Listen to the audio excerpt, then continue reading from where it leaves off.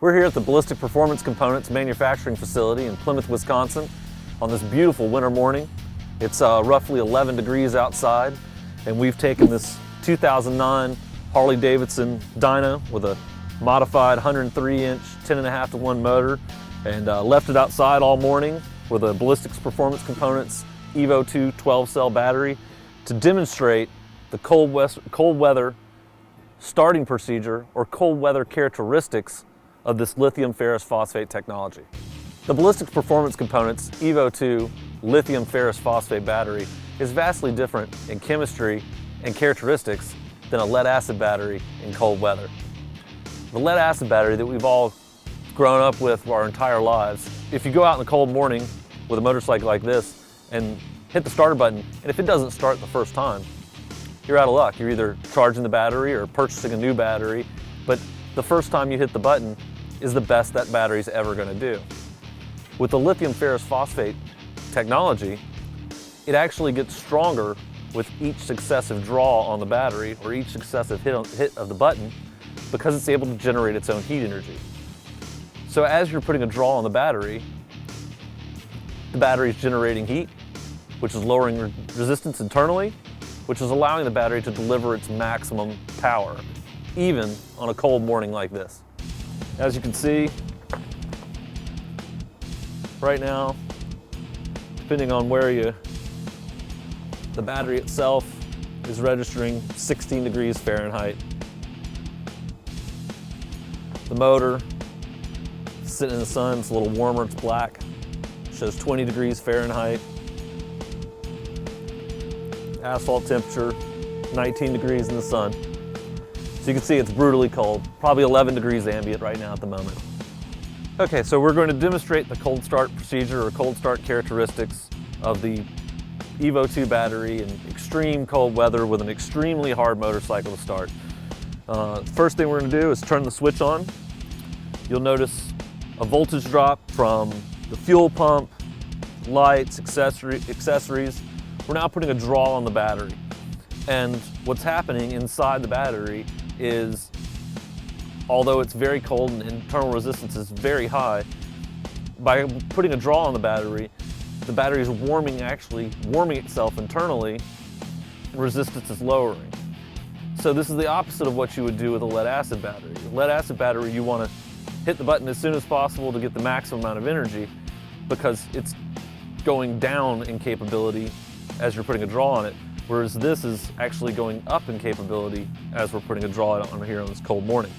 So we've turned the ignition on, you've watched the voltage drop, now we're going to put a draw on it by trying to start the motor. The larger the draw, the quicker the battery is going to warm up. By just turning the ignition switch, the battery will warm up, but it'll take a very long time because we're using a very small amp draw on the battery. So we're going to hit the button the first time and see what happens.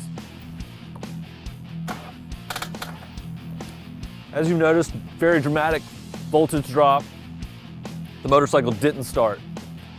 If this is a lead acid battery, you'd be done. This is the end of your day. You're either putting the battery on a charger or going to go buy a new one. As you can see though, the voltage is recovering.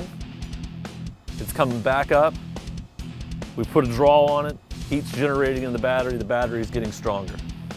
And we'll give it another shot.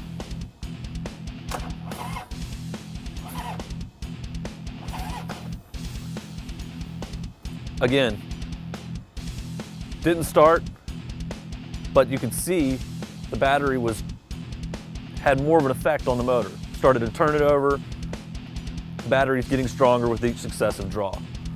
Let it sit, let it recover for a moment. You'll see voltage coming up, stabilizing, and we'll give it another shot.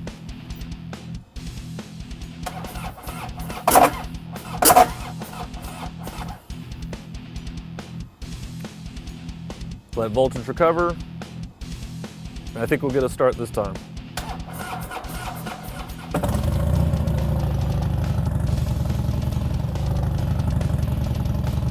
As you can see, it took a small time to get the battery warmed up and to deliver maximum power, but once the internal temperature has reached a certain level and resistance has lowered to a certain level, then it's like a light switch goes off inside the battery.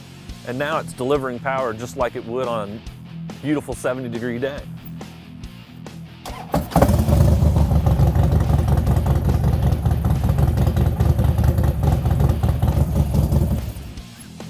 And we can repeat this process over and over again. This is it.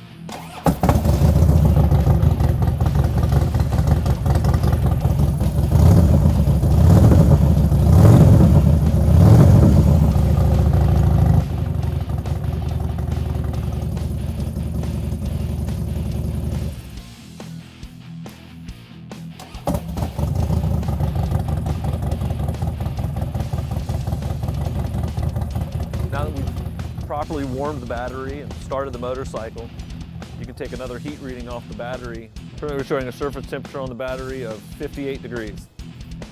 So in roughly four attempted starts, the internal temperature of the battery has risen to a 60-degree day.